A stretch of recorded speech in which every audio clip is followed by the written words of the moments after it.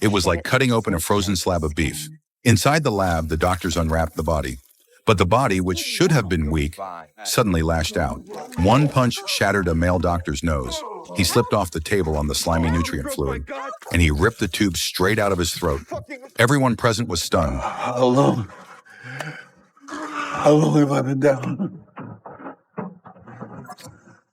The hell is this guy? How fucking long? 250 years.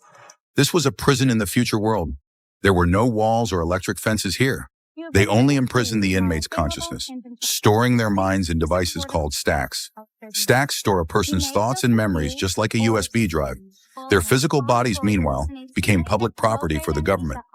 As protectorate citizens, we each have one, implanted when we are 1 year old.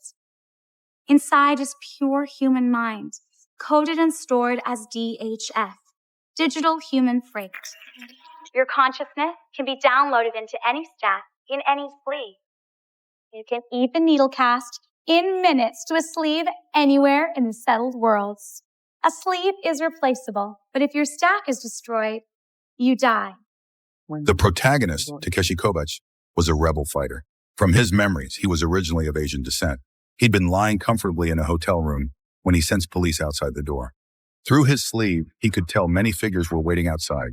But before he could react, the door was blown open. That was the last scene before his arrest. One thing was certain, his original body had been taken over by the state. Likewise, people of the protectorate who died in accidents can also switch bodies using their stacks. As you might imagine, the wealthy in this world can choose any appearance they like, while the poor have no choice at all. Take this little girl who died in a car crash, for example. At just 7 years old, she's trapped in the body of an old woman. Kovacs, a hardened criminal, was suddenly released on parole. And according to the warden, this sleeve of his was specially funded by a wealthy man. The price, however, was that Kovacs had become property of Bancroft Industries. This body, which came equipped with military-grade neurochem and combat muscle memory, you've been provided with clothing and incidentals as per the specifications of Bancroft Industries, which has leased you. As such, you are the property of Lawrence Bancroft for the duration of that lease. Property?